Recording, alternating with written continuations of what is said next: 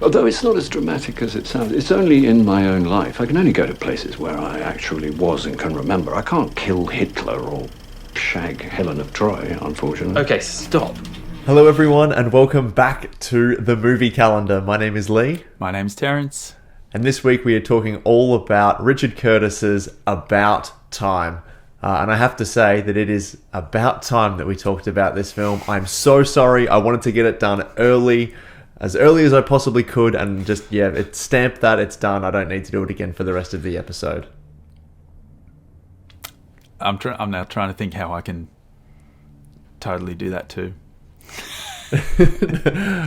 You get one. You will get one this episode like I did. I chose to use mine super early. I will probably end up regretting that decision. So use yours wisely. You've got one in the chamber. I'm locked and loaded. All right. Cool. It's ready. It's going to come out at an awesome time. A little bit of the hype is real. A little bit of housekeeping for this week's episode. It hasn't happened for a while, but we might get some dog noises on my end. Normally he's put away, but he was a little bit anxious today. So Oscar is in the room with me at the moment. So if there's any lapping at the water bowl or pouring down near me, then that's just him wanting some attention. There's also a house party happening next door as well, and I haven't soundproofed the room to my new house yet. So cool. Anything can happen. Volume. I think don't. I think this is the first time you've mentioned Oscar by name. Oh, I think I have mentioned him before, but if I hadn't, yes, the puppy's name is Oscar. Yes. Very fitting. 10 guesses why and in what context Lee was in, what his mind frame was in. You get one guess. Yeah, you awesome. get one guess. His middle name is also Quinton. Named after my third brother. Yes, of course. Who I don't have. I don't have any brothers. Or sisters. Very good. It took me a while. It took me a while to work out Oscar's name. I just clicked one day. I thought, Oscar. Oh, Oscar, of course. Yeah. All right, Oscar. I hope he makes an appearance. I can't wait to see him. He might. He's a bit tired. It is quite late at the moment. So he is in his bed. He might stay there, but he might not. So just a heads up. Good boy, Oscar. Good boy. All right. Well, look. Why don't we get started about this film? Started talking about this film. I understand you love this film. Would you say that it's... No. Okay. No, I've already used mine. I can't use it again. That chronological order of things hasn't occurred yet. No. Okay, perfect. We'll keep it locked and loaded, ready to go. I'm excited to hear when you say it. That's great. But no, About Time is one of my favorite sweet rom-coms. There's going to be a few of these that'll appear on the calendar.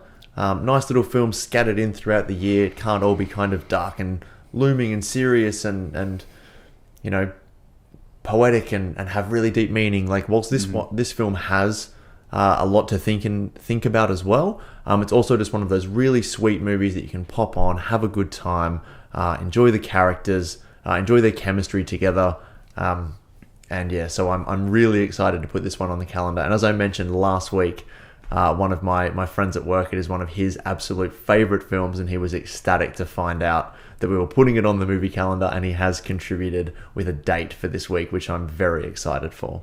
Oh, cool. I saw this film. I really wanted to watch it earlier than I did. I saw it for the first time last night, to be honest. So I wasn't able to see it sooner. At first watching, I quite enjoyed this. I quite enjoyed it.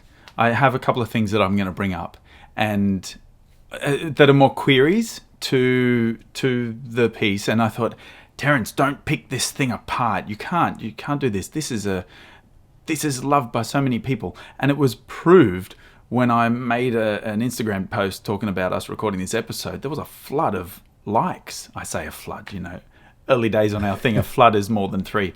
It was more than 3. But, there's a really good uptake on people who really, really, really, really, really love this film. So I don't want to do it any disjustice. I know it has a really nice following, Bring your thoughts and opinions. We want them. Yeah, I will. And I'm not going to downtread anything. And I just have questions about it. I really liked the film, by the way. I really got swept up in the romance of it, in the emotion of it, especially, towards the last part of the film. I shed a tear, and it's something that I know a lot of people do whenever they watch it or have when they've seen it. So, it did affect me. And when I watch it again, I'll watch it with different eyes, in full preparation for what it's going to do to me at the end. Which, by the way, we haven't mentioned yet. If it's anyone's first time listening to this, full spoilers. We're going to speak about this as if you have seen this film before. So now I can say the bit at the end with the father. All of that stuff. So it was really touching and meant a lot to me. But, I think the decision on actors was just perfect. Yeah, they're perfect. This is our second film with Donald Gleason. Yep. How cool is he? He's like a new age Hugh Grant. But that's a good way to put it. Yeah. With red hair.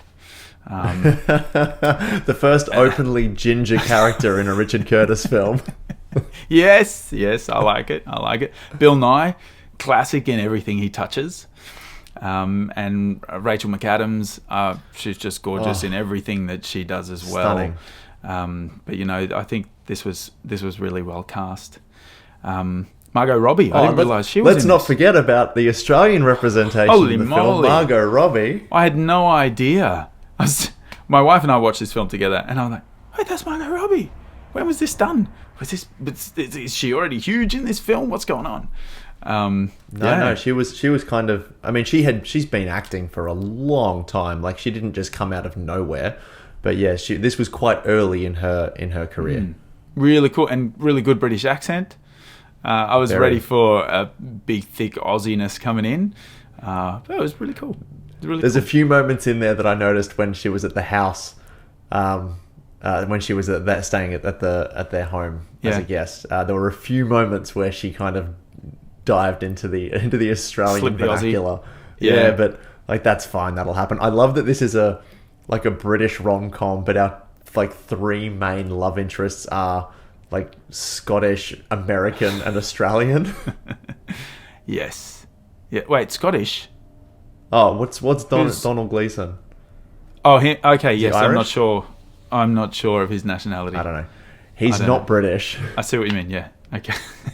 But does he play British? He plays a Brit. Does the accent? Yep. Okay. Yeah. And also, and I'm going to touch on Richard Curtis quite a bit when we sort of dive really deep into the episode.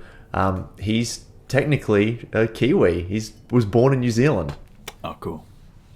We'll claim him. Cool. We always claim Kiwis anyway. Yeah. Good. So he's practically Kiwis. Australian. Aussies.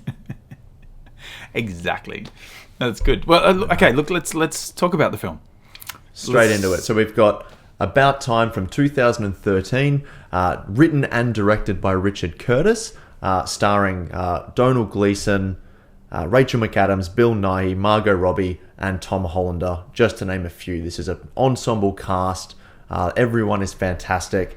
And essentially it tells the story of young Tim, who's a young adult, and he finds out that he can travel through time within his lifetime. And what does he do with this amazing ability? He does the one thing that means the most to him, which is find his true love. Mm. And so it's a small, intimate story. This concept for a film could be almost used for any genre of movie that exists. So this particular story is a love story. And if that sounds interesting to you, if you haven't seen it, go and check it out, and then come on back and watch the rest of the episode. Mm. Yeah. I don't know where to go with that. Keep talking. Sure. Let's talk about the main character. Okay, Tim. Donald Gleason. It kind of picks up with his story when he's 21, right? Or at least we think when he's 21, and he has this awkward New Year's Eve party, and his life seems quite awkward, and he is dateless. I could expect maybe he hasn't had a girlfriend yet, or a proper girlfriend yet. I'd say so. So it's pretty cool that his dad decides to let him in on this little secret. When I wonder if they do that at all when they all turn 21, if that's a thing. Yeah. Well, yeah, he said that he's a little bit nervous and excited to tell him, and Bill Nighy is just so good in this entire film. But this scene where he's telling his son that he has the ability to travel through time, and he kind of doesn't know how to do it. He's like, my dad had the same conversation with me when I was your age, and obviously his father with him. So it's like he's like, prepare yourself for weird. Yeah, like, spooky time. I love after the bomb drop, and he goes, all right, if this is true, which it isn't. Which is not. It was such a great back and forth that they had with each other. The timing was just brilliant. And I actually, whenever I see Bill Nighy in character, with most of the characters that he plays, he actually reminds me of a British Jeff Goldblum with his delivery. He doesn't do as many stammers. Solid. But, he's also this tall, lanky guy who just is he has this presence. And even though he seems a little bit unsure of every word that comes out of his mouth, he is the most defined person in the room and has the best vocabulary of anyone within probably a 200-kilometer radius of where he's standing at that point in time, Yeah. I love that about those two guys. So seeing Bill Nighy in this was just gold. It's that Richard Curtis writing that's so good. Like, he has been in the game for so long. Like, he has written more things than you would probably know, unless you did a deep dive on his history. Yeah, so he's written and directed. You know him from Love Actually and The Boat That Rocked, but like he's written Notting Hill, Four Weddings and a Funeral, Bridget Jones's Diary. He also co-created Mr. Bean with Rowan Atkinson. He wrote a lot on Blackadder and Vicar of Dibley, and he has been around and influenced cinema and television for literal decades, and genres.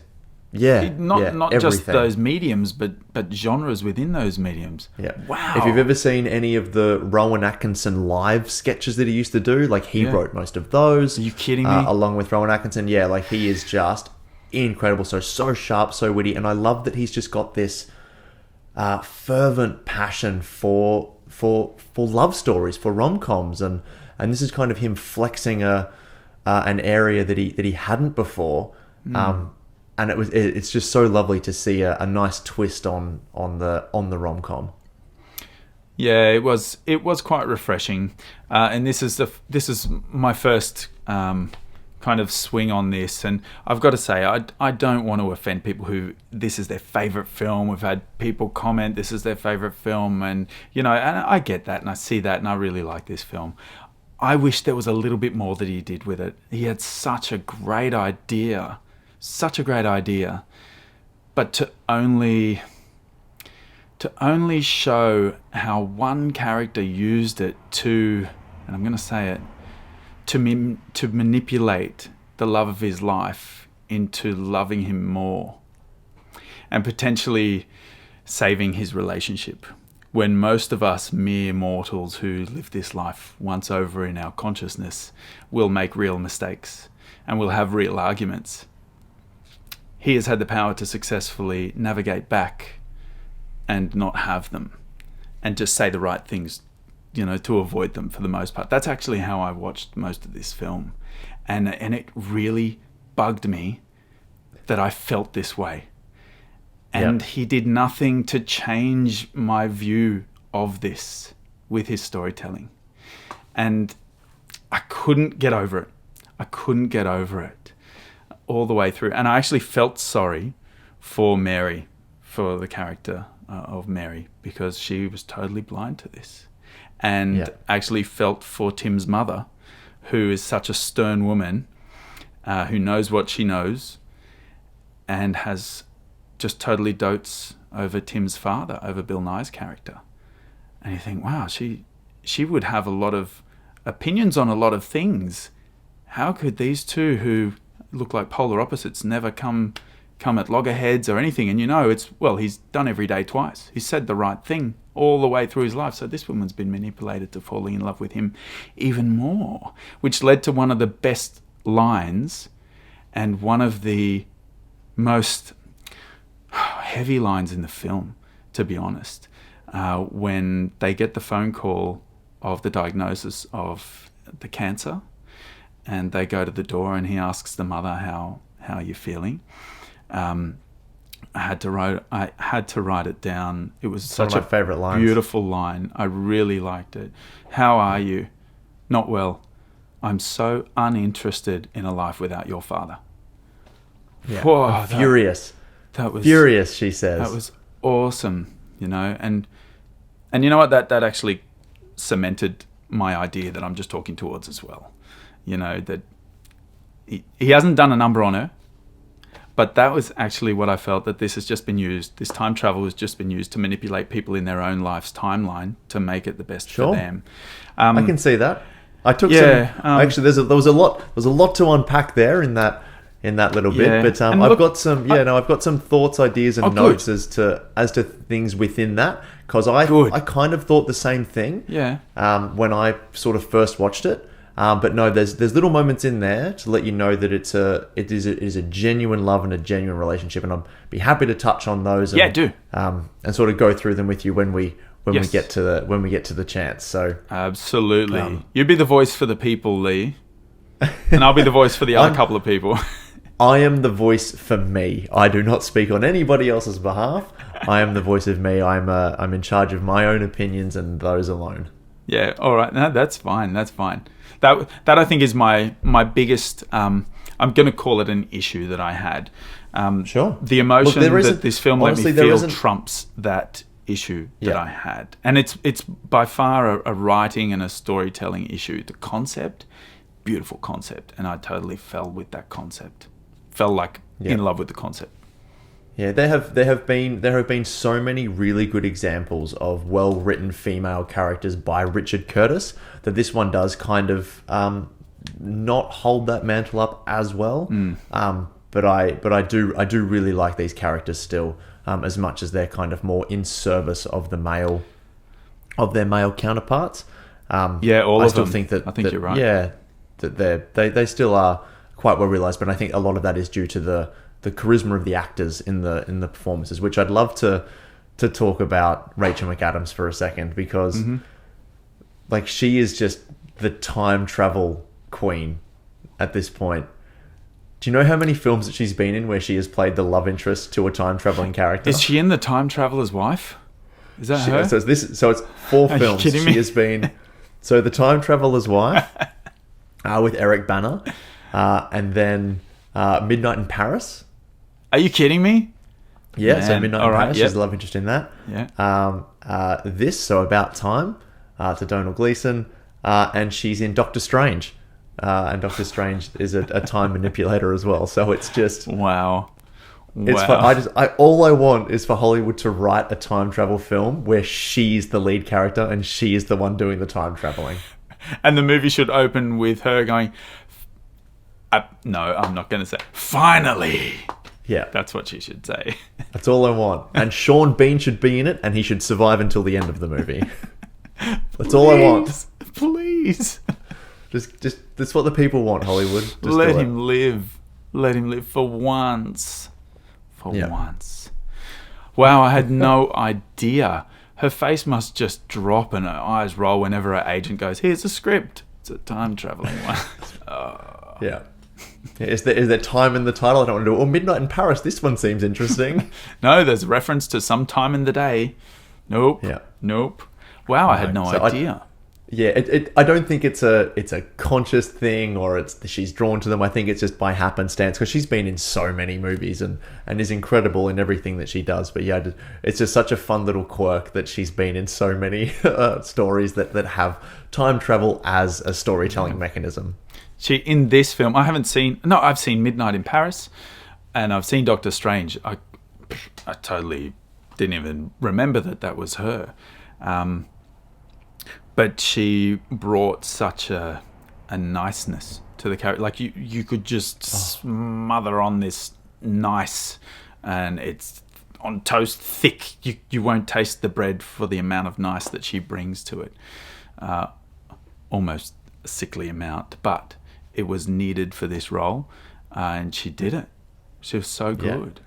You So would do, like, it's such an important aspect to her character that she just plays someone that you would do anything for. And the second that you see her for the first time, like when they have their beautiful little meet cute in the dark restaurant, which there's some great dialogue in there as well, super funny, where she talks Brilliant about scene. how she was going to wear a dress from Kate Moss because she loves Kate Moss. And then she's like, you? And she's like, oh no, her dresses look awful on me. Like, it's just the banter is so funny, and they're so charismatic together. They've got so much chemistry. Yeah. And then when he comes up and he's nervously waiting outside the restaurant, and she, walks up and sheepishly kind of comes around the wall and just has this look on her face of just, like, you instantly fall in love with her. As an audience member, you can see him doing it, and then the way that, he asks for her number and he looks at his phone, and after he gets it, and he's like, I thought this was just an old crappy phone, but now it's suddenly my most precious possession. It's just it's so sweet. And yes, the frosting is super thick on this cake, but man, I am getting diabetes because I ate every single slice that was available. Yeah, and look, it doesn't stop with her, because every character was coated with this thick buttercream icing to the point where you succumb to it and you go, it's this type of film. Okay. I was forever waiting for a twist. I was waiting, come on, this has got to have something else into it. But it was kind of this happened, then this happened, then this happened. Even though it's a time traveling story with a lot of backwards and forwards, like, no, now this is going to happen, now this is going to happen, and now my dad's going to die. But I'm happy, a happy family man now, and I know how to use my traveling skills. That scene, while we're here, which one? The restaurant, the dark restaurant? Kind of backs onto one of the things that I was going to mention. So I was going to say I really like the fact that they had this instant organic connection before any time manipulation had happened. Like, they had this moment. It was organic. It was beautiful. Like, there was a genuine connection there, and then it was taken away because Tim decided to help out his roommate with his play.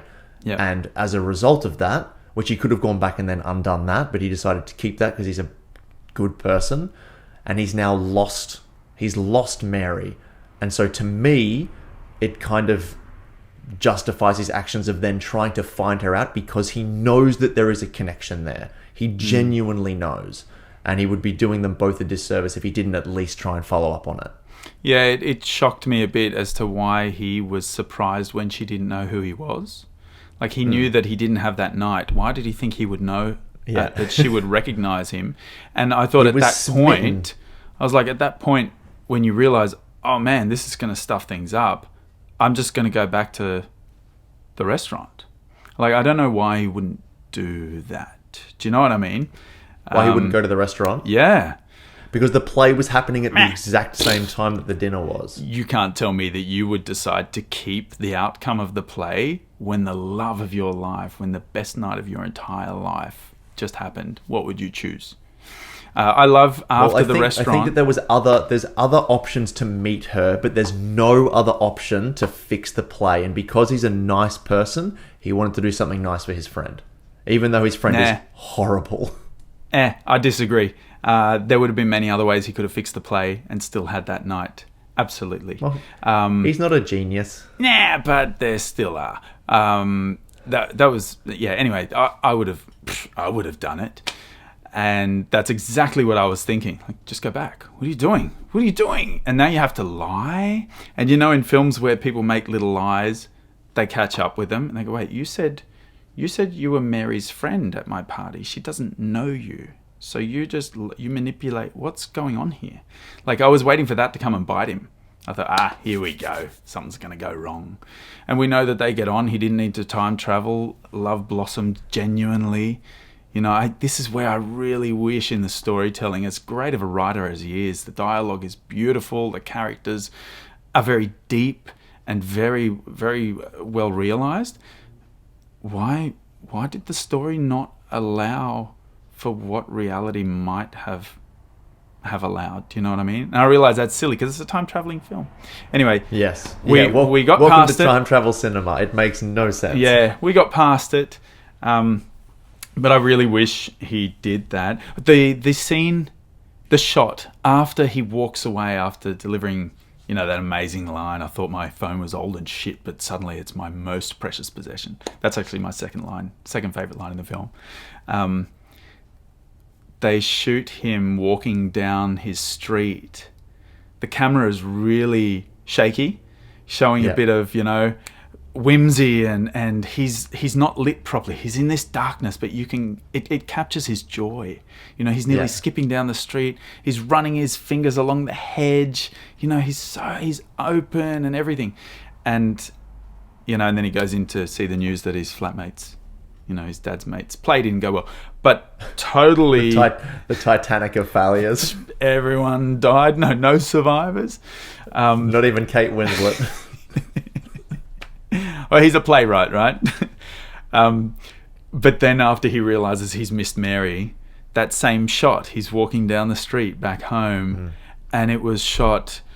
it's nearly the identical shot, but it was incredible. It is, yeah. The way, the technique was nearly the same. It was handheld, shaky shot, still badly lit, but it was a closer shot, so you could kind of see his shoulders down. He was more of a slumped walk rather than an excited skip. Those two scenes were so powerful with me, and I felt so sad for Tim at that moment. Which is why I was thinking, just go back. He never did. But he did. He worked it out. No, but not... He didn't go back and have the night again. Because he tried... Yeah. Yeah. Anyway, it was a nice twist when he fixed the play by going to the actor who I'd seen in many things before, recognized him immediately, and said, read the lines, and he reads them, and it turns out it's the other actor. Who's that other actor? What's his name? Richard E. Grant. Big names. Oh man, Richard E. Grant. Huge. I see him. And it's Richard, who's from Harry Potter? Richard. Harry Potter references for me.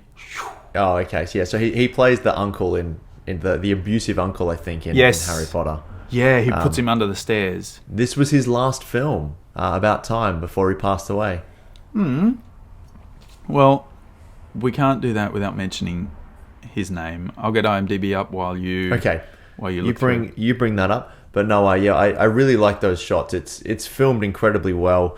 Whilst Richard Curtis hasn't made many films, you can tell that he's just been around filmmaking for so long because he's got all of those really nice techniques just ingrained. It would almost be like muscle memory, I would imagine. I'm not saying that making these films is easy, because they're definitely not, especially ones of this caliber. But yeah, you can tell that there's a real skill there. He knows how to use the camera. Yeah. Now we said we're going to talk about characters. We've only touched on two a little bit, but while we're talking about the camera, there was one other shot that I thought was magic, but it was ruined. It was their first kiss. She says, "Can you walk me to my car?" And turns out that's so cute. She has walked him all the way home. That was sneaky. That was awesome. My car's parked out the front of my house. And that moment of realization on his face when they're walking, and he's like, and just like shuts down and says nothing because he can't say anything. That's such a natural reaction. Oh man, he turned into a 21-year-old boy who woke up after New Year's Eve and just like, oh man, I don't know what to do. Yeah, not after New Year's. Anyway, I felt so happy for him in that moment. Yes. Yeah. Invite yourself up for tea. One of the moments with Rachel McAdams' character that I really like, where like she's a strong, confident woman. She knows what she wants. She's happy to get it. Like when they go up in her apartment, and she's like, "I'm going to go and put my pajamas on." Yeah. And then in a minute, you can come and take them off. Oh, like that. Yeah. And he's 1 minute. That must be nice to hear. Yeah, Siri set a 6-minute timer. Sorry, I have a 1 minute timer, 60-second timer. And she's and all she hears is boom, boom. Sorry, I didn't get that. No. Oh gosh, no. That was classic. But that kiss. Sorry, yes, tell me, please. It was beautiful. That street, the lighting. They fill the frame in their full stance. It's a wide shot, and the camera stays far. The camera stays far away from them. And what's beautiful about that is we got to be part of that moment with them, but we weren't in that moment with them. We were allowed. Lets them have it. We were allowed as an audience to let them have it, and we stood back. It was almost like we were proud friends who had set these guys up and didn't want to spoil the moment by getting too close and going, "Oh my God!" And now tell me how it was ruined. Kiss. And it was ruined because while they were kissing, the camera then went with a close up, and then close up just to see them pull away and smile, and then it went back to that beautiful wide shot again. Right, okay. I didn't even notice it. Man, I was so lost in that moment, and that was so jarring for me. And, I feel that was, classic. Okay, of course you go close on the kiss, and many people, you didn't even notice it. And it probably wouldn't affect many people, but I was so taken by that shot. It wasn't a smash zoom. No, it was a cut. Was it? It was just cut to it. Because no, it wasn't. I didn't mention this for the Shining episode, but like in last week we talked about The Shining. Really great episode, by the way. If you haven't checked that out, some of our best work, if we do humbly say. I'll put a little card up, Shining card up here. Yeah, we'll pop a little card up, and but don't leave this video just yet. It'll be there for you when you want to. There's one of the scenes of Danny when he's in the games room and he's pulling the darts off the dartboard, and he kind of he turns around and the camera just smash zooms up into his face, and I remember sitting on the couch going, smash zoom, and then it cuts to the two girls holding hands, and I was like, oh my God, I don't like this at all. I'm not okay with this. There were none of those zooms. No, it was just, it was jarring. I think I was lost in the moment, and I was actually admiring it because I thought, most movies they'd cut to a close. Oh, there's the close up. Okay. Yeah. That's all right. But that whole can't all be scene, perfect. That was beautiful, and he did what every person who wishes they could have that moment again does when he does go and visit her in the bedroom. That was classic. That was very funny. That was very funny. And what did she say? So once enough for my perfect man? It's like, oh, come on, that doesn't seem fair. That was brilliant. And a beautiful montage after that. The love affair through time, through using that subway tunnel.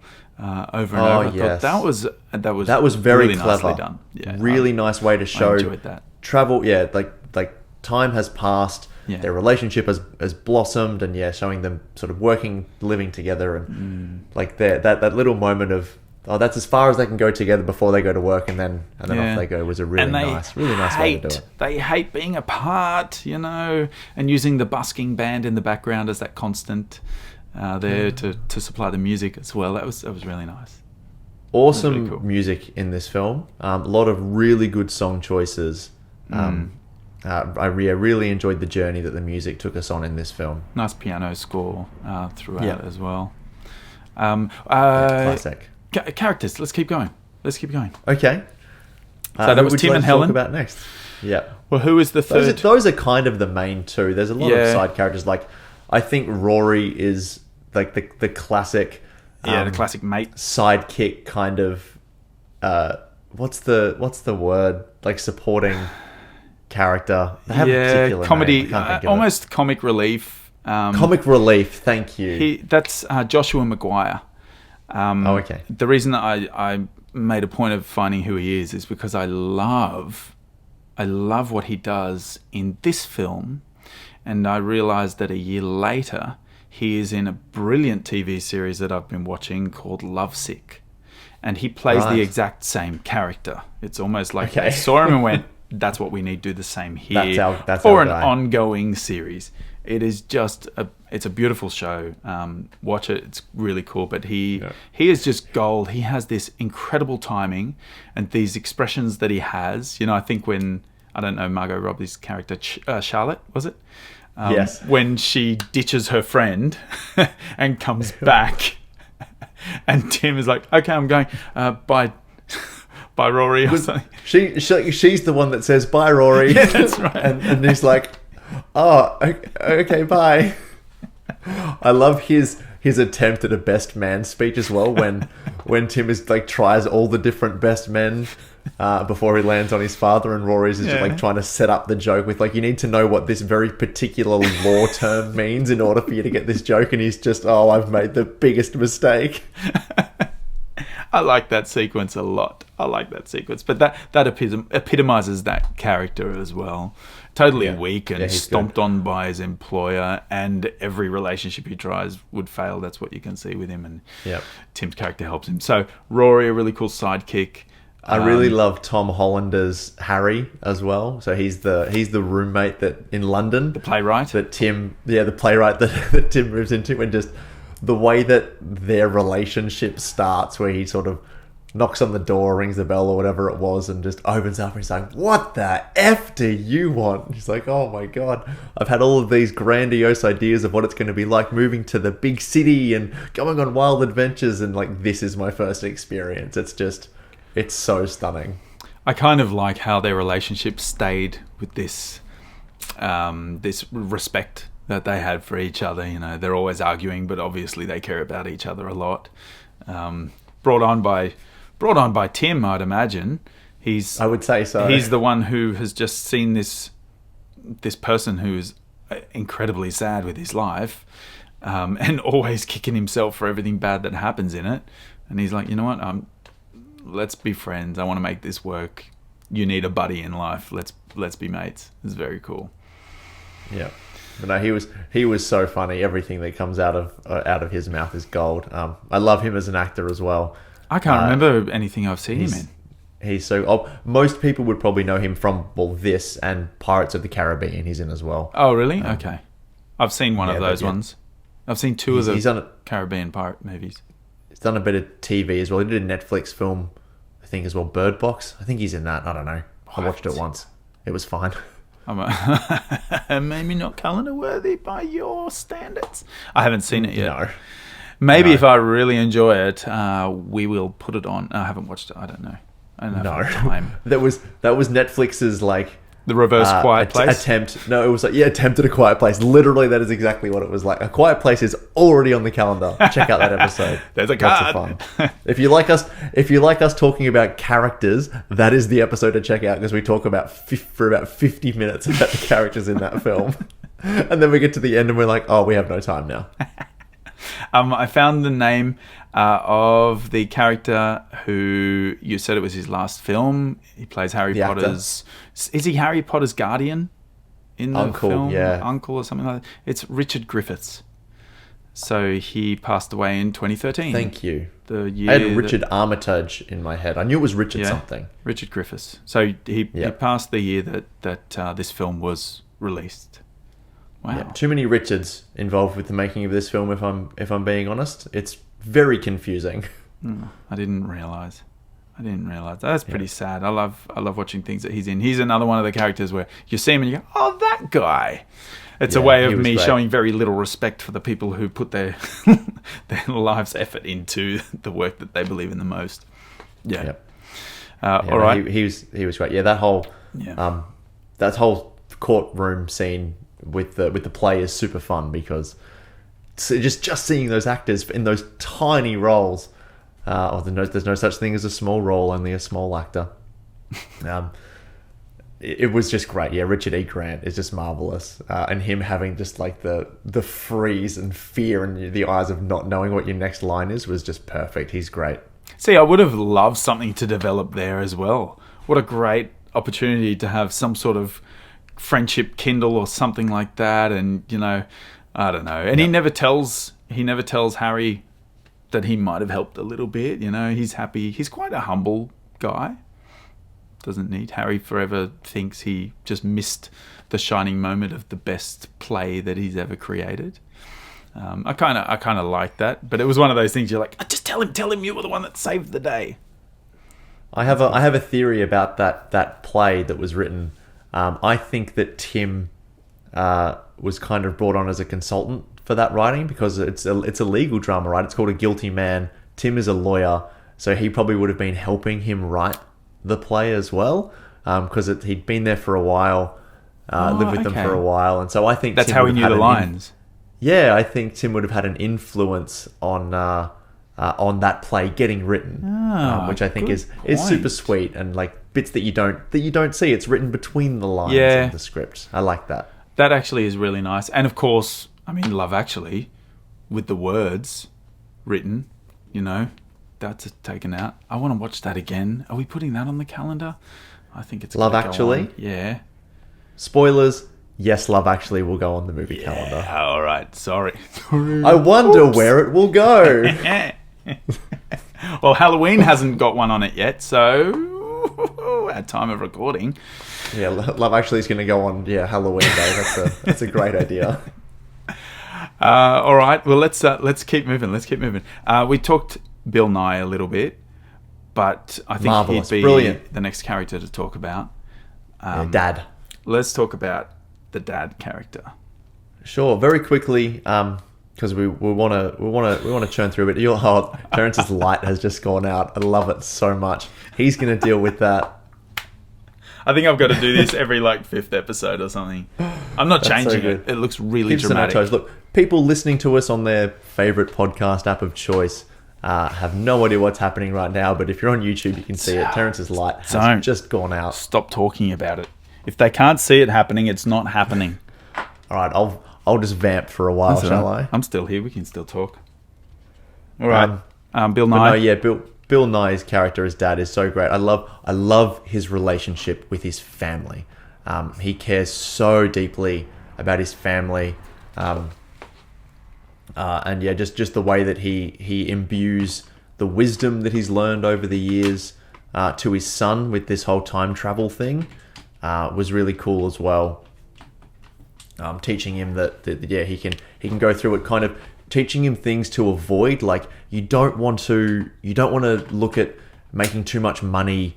Like it's a real double-edged sword. Like it leads to a boring life, and it means that it's all you'll ever strive for. Like look at your great uncle, whatever his name was. And he's like, what did he do? And he's like, nothing. He did nothing with his life. Yeah. All he cared about was getting money. And he didn't have, did he say he didn't have love? He never found anyone or something like that? Yeah, it was nothing. It was just all about that. So he's like, all I've done is just read as much as I can. I've read everything that any man would ever want to. Twice, Dickens 3 times. In fact, he's reading from Great Expectations at the end, where he's to his son as well, which is a nice little touch. It was good. He was, I don't know, it was like a nice lesson, that you want to be able to pass down something that you would hope. I think he plays everyone's dad that they wish they had, not judgmental, always happy, really easygoing, not a care in the world, with air quotes, and then you realize with his mothership secret how he actually does that. He references a couple of times he retires at 50. Yes. I kept wondering why that, put that in the story, trying to read between the lines. I was thinking, well, is this trying to allude to something that he did? Who knows? I don't know. I think he just made the decision to stop working so that he could read Dickens 3 times. You know. I also was thinking, why would you read books? Don't you have a family? Don't you want to spend time with your kids? Which he obviously did. Yeah.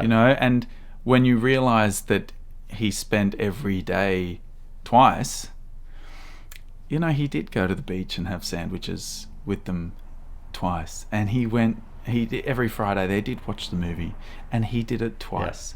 Yeah. And I really like that life lesson where he says, this is the mothership of secrets for you to learn. It's like, tell me now because we can save some time. Yeah.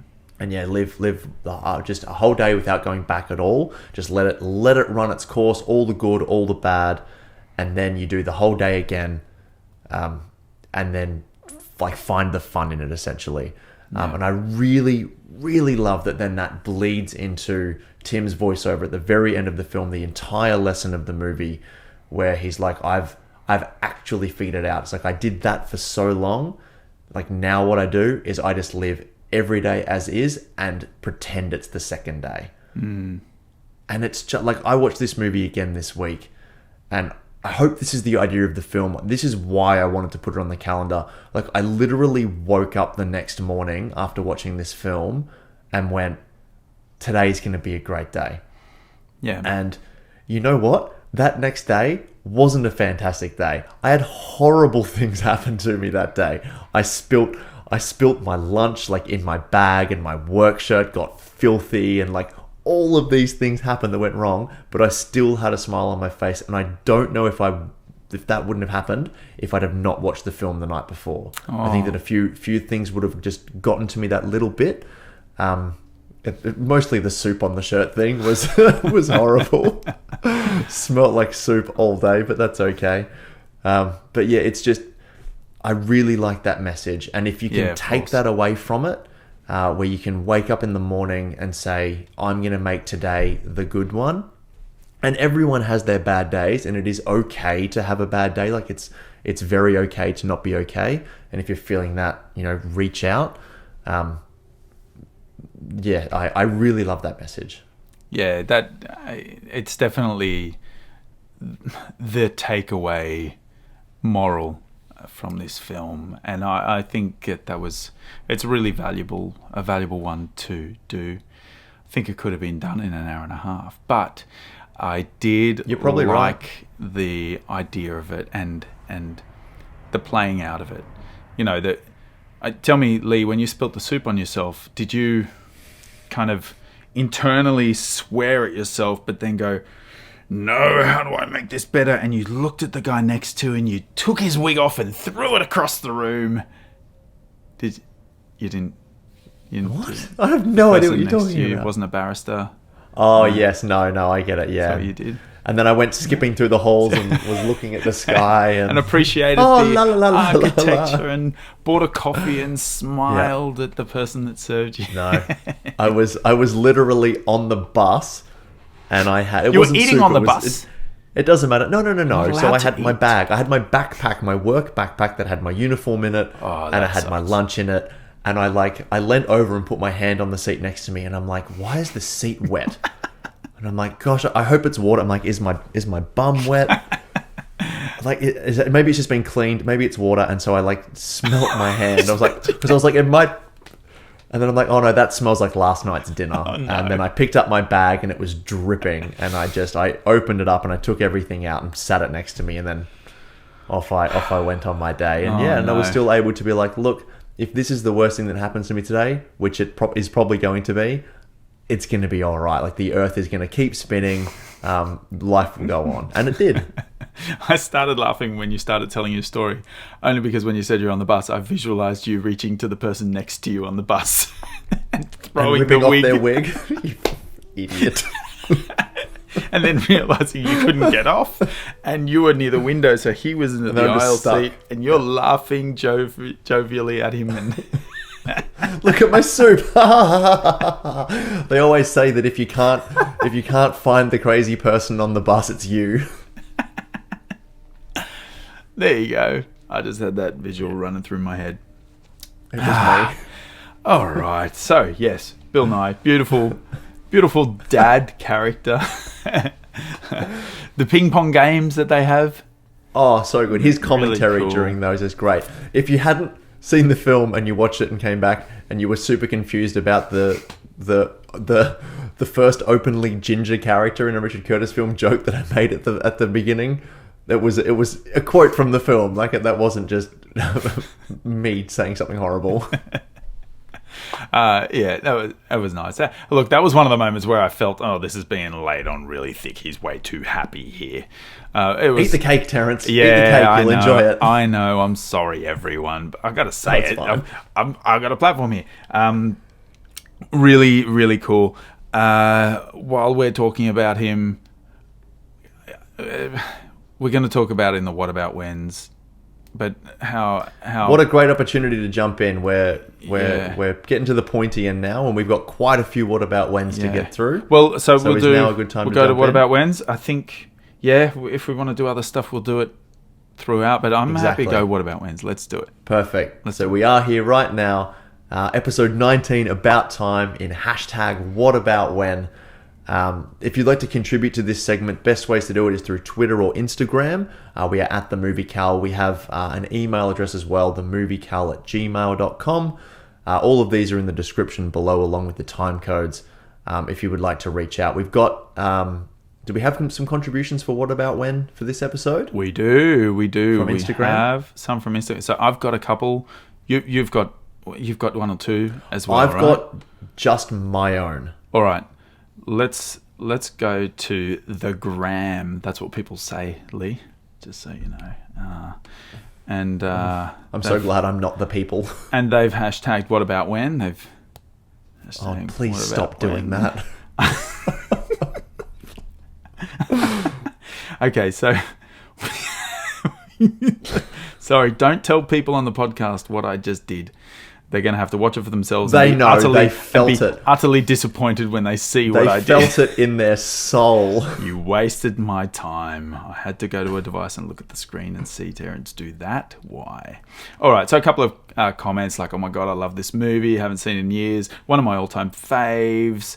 Our date, to put this, actually comes from the Instagram quotes, which you have. You're going to read out that quote. Then we have, okay... love the casting for the film. Bill Nye is always brilliant and funny. And we have What About When? What About When? Here we go. What We About got When? Tim's father's best man's speech. So powerful and sweet. I've got that one written down as well. I've got it written down as what about when Dad gives the "I've only loved 3 men in my life" speech at Tim's wedding, and it's beautiful. I think because he does the speech twice, doesn't he? Yeah. He does it once, and then they sit down, and he goes, "I wish I said I loved you," and he's like, "It was implied." He's like, "No, it's not good enough. I'll be right back." And so he goes back and does the speech again, and it is really beautiful where he talks about how he loves Uncle Desmond. And he loves B.B. King because obviously, and he loves his son. And yeah, it was a really, really sweet moment. That's a great What About When. Really sad in the same moment as well, because he starts it by saying something about his own father. Yes. And how he wasn't anything special, which, you know, with his own father having this skill of time travel... Still didn't have time for the family. Right, and isn't it a thing with parents where there's always a jump in time? You know, if you spoil your kids are going to grow up and they're not going to spoil their kids, so their kids are going to want to spoil their kids, and you know, so maybe that was a thing, and Bill Nye's character didn't want that ever to happen, so he's like really making sure that he lets his son realize the important things in life, and we can hope that lesson is now going to be passed on again and again, which you can guarantee Tim will pass that down. He had a son, didn't he, as well? He had 2 girls and a boy towards the end. Did he? Was it? Yes. Yeah. Yeah. It was definitely girl, boy, and then I'm not sure what the third one was. Yeah, not counting the butterfly effect having massive effect on the universe with changing that you can actually create different children. Yep. Yeah. Butterfly effect. No, it's not a big thing. Obviously, it's like a big thing. All right. Yeah, real sad. But Actually, it leads into quite a tragic moment later on in the film where we find out that he's got cancer. The dad has cancer. Mm-hmm. And Tim walks in on Uncle Desmond and he goes, "I think your father is not all that well. Cancer." And he's like, he told me that he loved me at your wedding. I think that was the best day of my life. And it's just... And so this must be the saddest or the worst. I have that quote as well. I have that quote. At your wedding, he said he loved me. That was the best day of my life. This is the worst. Yeah. Cried and cried and cried. I cried so hard. It was beautiful on many levels because this uncle would not remember things from 10 seconds ago. And obviously this is the most important thing. Huge impact. Yeah. He was the brother-in-law, right? He was Tim's mother's brother? Yes, I think so. He does not have time travel abilities, if that's what you're asking. Yeah, through the whole film I was waiting for his story to be explained. So I must have missed that he actually wasn't part of that male bloodline. Wonder why it only went down in another patriarchal thing. Anyway. Yeah, right. It's a sexist ability. Why do the men get everything? Cancel the movie. Take it off the calendar.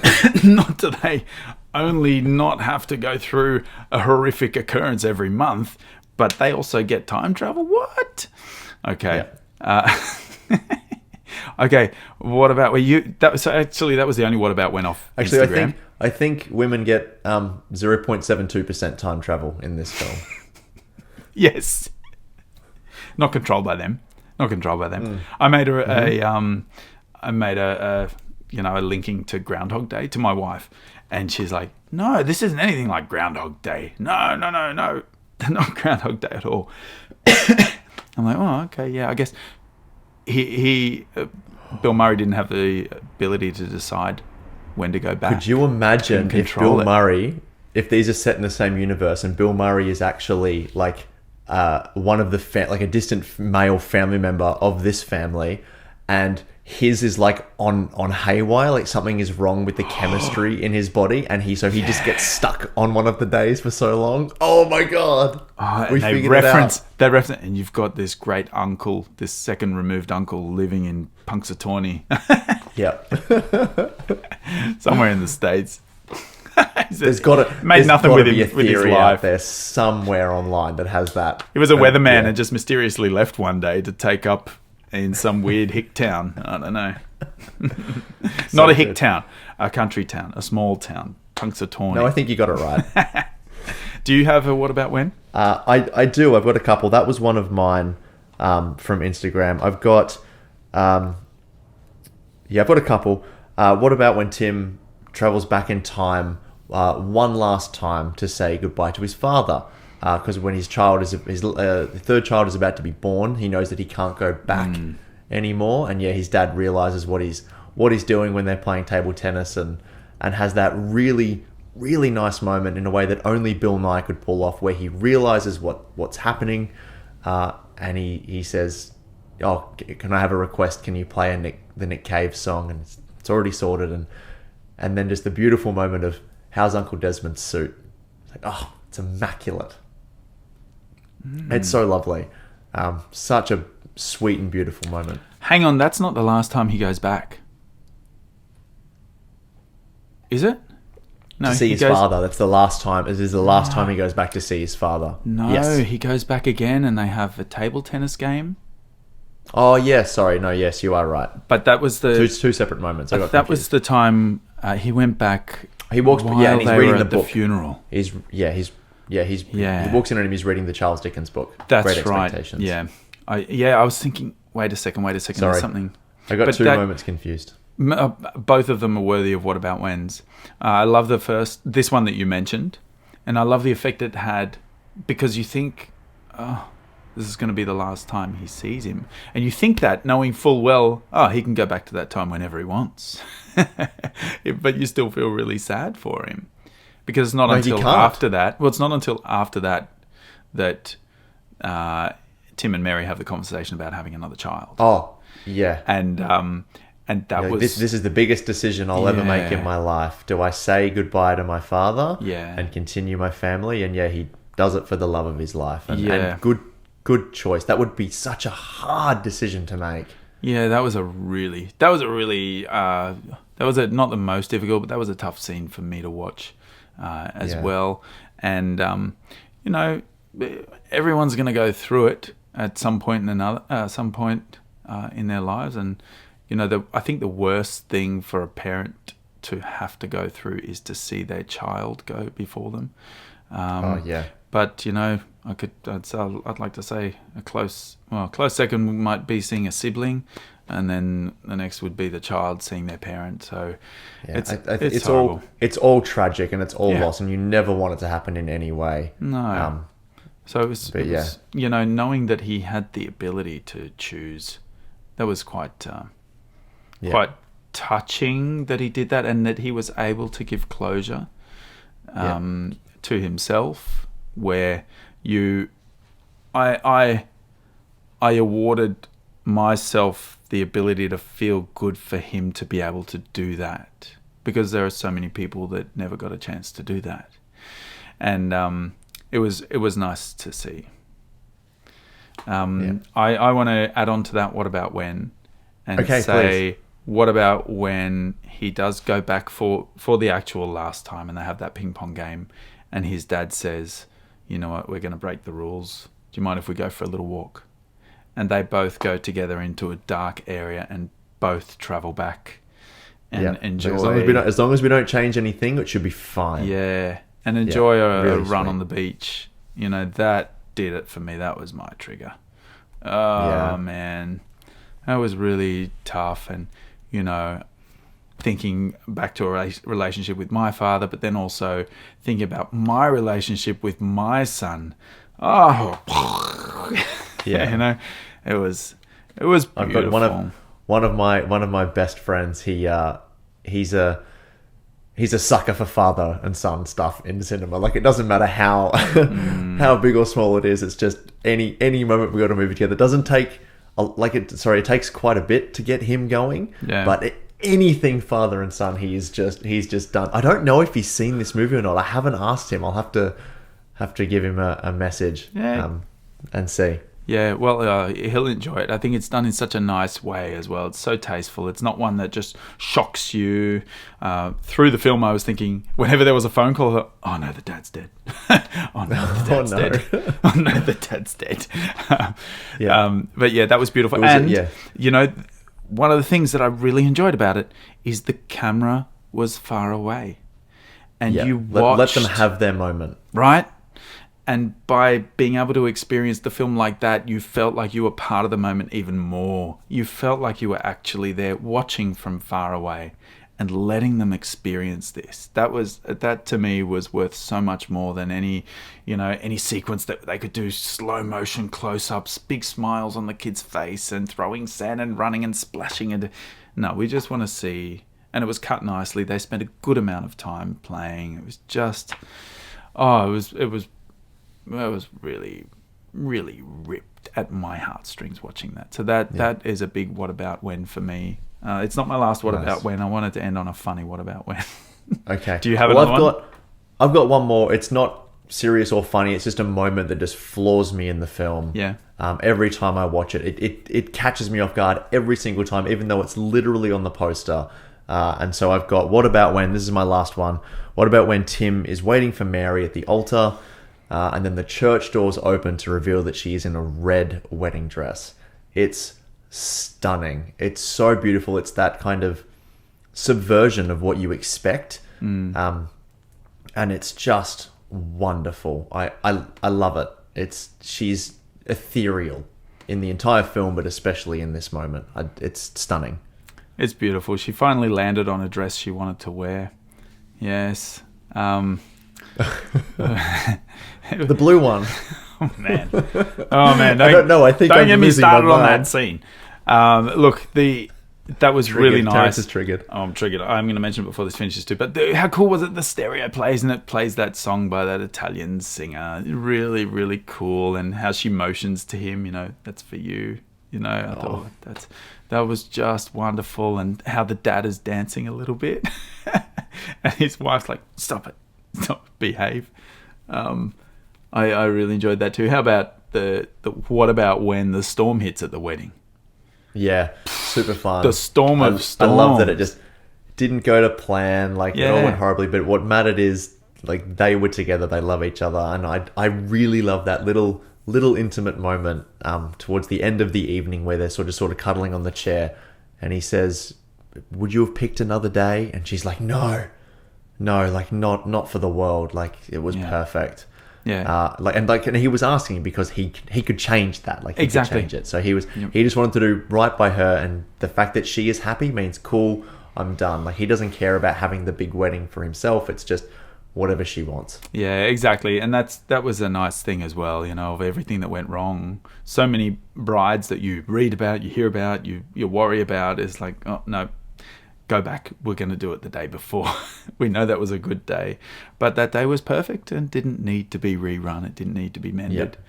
Yeah, that was... Except for the best man speeches. Except for that bit. Yeah. Well, yeah, he didn't want to control nature, which was kind of refreshing to see. Yeah, that was funny. Best man speeches. What a great... what a great scene. I'm looking for my my last what about when. Yes, okay. It's when Helen, why do I say Helen? Mary. Is there a Helen in this film? You think of Helen of Troy? Maybe, sure, yeah. She's always on the mind somewhere. What a weird reference. Why would it's just a mythical? Okay, and not mythical, like ancient, like how? Anyway, the face that sent us 1,000 ships. That's why. Yes, I know. Anyway, what was I going to say? What about when? What about when? Your funny one. The parents visit. She forgets to tell parents. Tim, and they buzz the apartment. He's like, "Stall them!" And she's like, "Okay, come on up." And they come up and, okay, yeah, whatever you do, you can't tell them you live here. You can't. They're pretty conservative. All right, cool. And he makes the joke. So I won't talk about oral sex. Yep. Okay, cool. Yeah. It's like, okay, are we having sex? Yes, but not oral. It's like, why would oral sex come up? Why would that come up? And then open the door. Hello, darling. Oh, you have visitors. Should we come back later when everything's good and you're alone? No, that's going to be hard because he lives here. And then his classic line, but no oral sex, I promise you. That was classic. That got me laughing audibly and shaking. I watched it laying in bed. The whole bed was jiggling. Yeah, that was very good.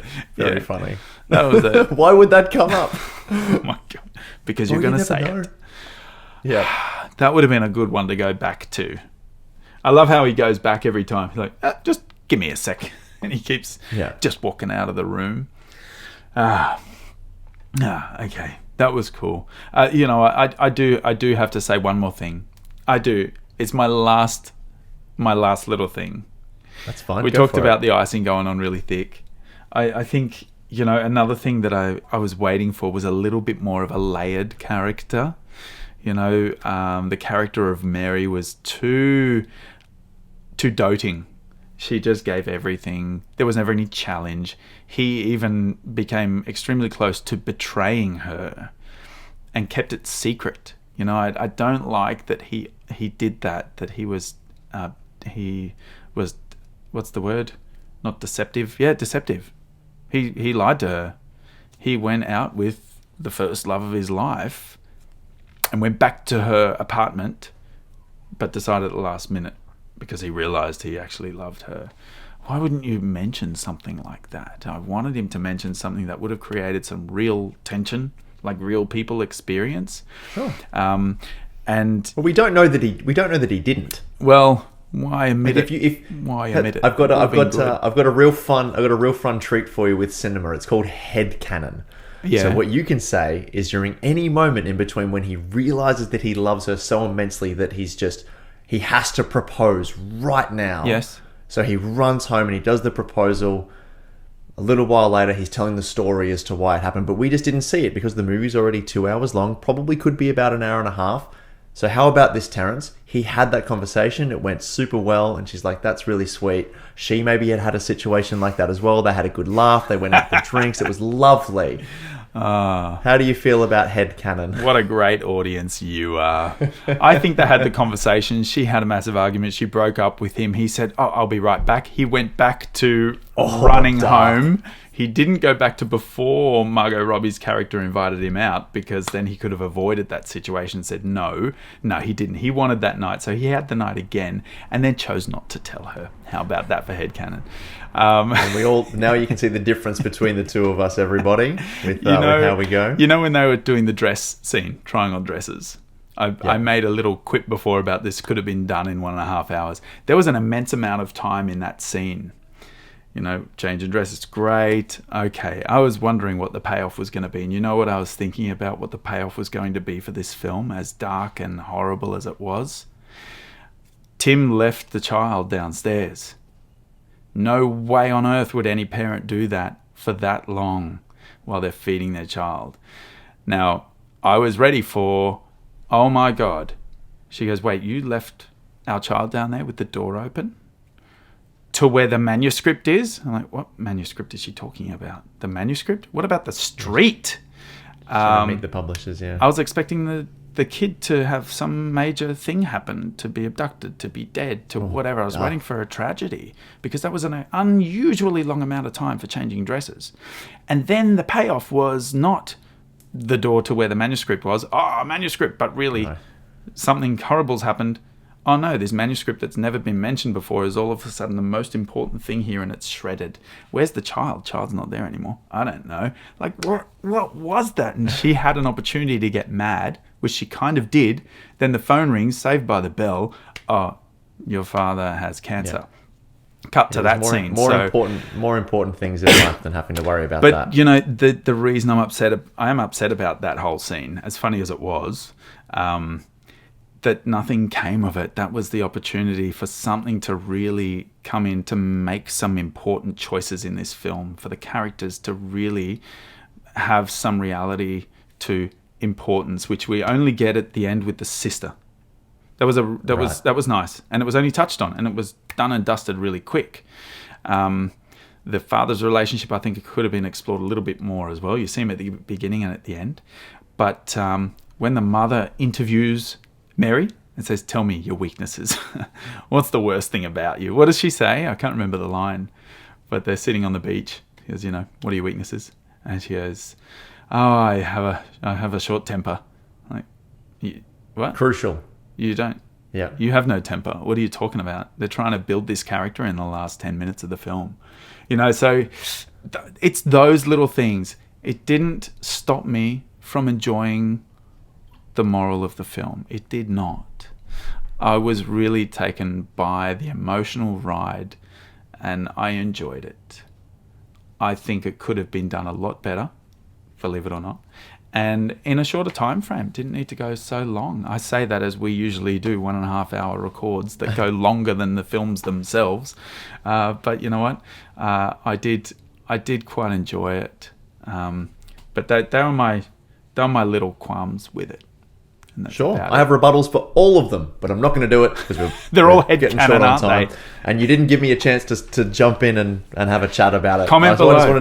I wanted to let you run free like a gazelle out in the field, ready to be attacked by the lions in the comment section later on. Comment below, please. Feel free to jump on in. I want to hear it, but I respect everyone that loves this film. The manuscript scene is important to show that some things aren't important when they find out about the father having cancer, and then you realise that that's something that we should actually care about, not this little trivial thing that, whilst we thought this was the most important thing at the time, doesn't matter. Nah, she could have just dropped the food on it while they were feeding her. Oh no, my manuscript. Phone call. Sure. Yes. All right. Well, I that's all my what about whens. So is that all your what about whens? That's it. We're all done. All right. We're towards the pointy end. So there's one more. Yes. One more piece of info that we need to get out there. Well, so two more. The moment that we've all been waiting for. Yes. So we're going to add the film to the movie calendar now, and we have a date suggestion from Instagram. So thank you so much for that. We haven't had too many of these. Usually it's Terrence and I coming up with the dates for the calendar. This is what we want. We would love to see more people choosing dates for films to go on the movie calendar with good stories as to why they're going there. This particular film happens to be the person who has contributed. It's their favorite film or one of their favorite films. So yeah, they've decided to pop it on a date that is significant to them. And Terrence, would you like to announce this one? Okay, I will. This one is by... I'm sorry, I haven't said, you know what, I'll do it. Okay, here we go. You said you were going to do it. I know. This one is by Axel H on Instagram. So we're going to start with it. Here we go. This is the date. This is his quote. He says, June 24th. My birthday. And it's that perfect movie mid-year watch where you get to think on how far you've come each year and have all the happy feels. Beautiful. Yeah, well, if this is his excellent addition. If this is his favorite or one of his favorite films, to go on his birthday, smack bang in the middle of the year or close to it. Why not? Axel, this one's yours. This one's all yours, mate. It's going on there just for you. So this will appear on the movie calendar when it becomes a physical, tangible thing once we've done all 365 episodes of the movie calendar. No, there was no sigh in there. I'm very excited to continue on. Aren't leap years like half the length of a normal year? Isn't that the leap year? Where we only have to do like 100 I think that's how it works. 60... 176? 176. I don't know what half of... Let's just say 25. 25? Yeah. Let's just do 19 episodes of the movie calendar and be done with it. It's a leap No, year. because we have to record Get Out for episode 21, which I'm excited. No, but thank you so much, Axel, for that one. I hope that we did the film justice for you in our conversation here. I was super excited to put this one on. No, don't apologize. It's fine. Everyone experiences art and cinema differently, so it's completely fine. But no, I'm really excited to have this movie appear on the calendar. There's going to be lots of movies like this dotted all over the calendar for people to enjoy. So multiple genres. Thank you. Yep. Thank you for your contribution. So next week we actually have the film. We have decided what the film is. We decided before we started recording. We made sure that we remembered this week. So we are very excited to announce that for next week, episode 20, we are going to be doing another film within the Marvel Cinematic Universe, and it is going to be James Gunn's Guardians of the Galaxy. Little bit excited. Awesome. Yes. Awesome. A little bit excited. For those who are listening on the podcast app and not on YouTube here, I was giving little fist pumps and really no cool one to do needs this to see that, Lee. No, they do. No they do. way. Everyone should. My hand Here on gestures get censored by you verbally. So verbally censored. Well, you're the editor. You can cut it out if you really want to. Just move my fists. Or no, that would make too much effort. I'll just zoom in a little bit so we can't see the extremities. It'll just look like we're going. Oh, please don't. I'll just crash zoom on your face. Crash zoom, yes. Like on Danny in The Shining. So, Guardians of the Galaxy next episode. Yeah. And then episode the 20. episode following, episode 21, will be episode Out. 21, as we've been talking about for the last few weeks here. So Jordan Peele's directorial debut, Get Out. If you haven't seen that film, there's a reason why we've given you time to watch it before listening to our episode. You will want to watch it, absorb it, really take it in before you listen to a discussion on it, because there's a lot in that film. Terrence, you've watched it in the last week, have you, since we spoke? Yes. Since we last spoke? Yes. Or even before then? No, I've watched it in the last week. Within the last week, I've watched it. So I've got time to mull on it. I don't think I want to watch it again because I want to talk about it in terms of, if someone goes to the cinema and watches it, they may not watch it 4 or 5 times. But it's very much a rewarding a rewatch film. Yeah, and I want to save it for when it comes on the calendar and I can watch it again. Do recommend a second watch. If you don't, that's absolutely fine. I will be watching it again before we record. So look forward to that. Next week, Guardians of the Galaxy is going to be huge. It's a brilliant film, a real change for Marvel. And kind of change the way that superhero films could be done. So can't wait to dive into that. There's going to be some really cool stuff in that episode. So we will see you then. Anything else from you, Terrence? No, are we finishing? Yeah, we're done. Oh, it's about time.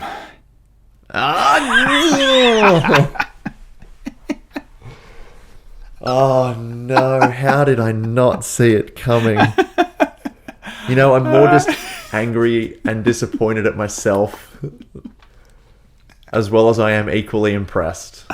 That was very good. We got to end it. We got to end I had we should end it. I had the idea of doing the joke at the front and then saying that it was going to be the only time I did it, but then just constantly do it throughout the episode, and I chickened out and didn't do it. No, 1 each. That's all we get. That's the law. Yeah, cool. All right. Well, we're going to end. We'll Thank see you so much, everybody, for listening. Next week. If you haven't done so already, please subscribe on YouTube if you're here. That would help us out greatly. Tell your friends. And give us a a review on your favorite podcast app of choice. And Terrence's Light is out. We are done. Good night, everybody. All right. See you next week. About time. Bye. Oh no! Edit that one out. No more. It's about time.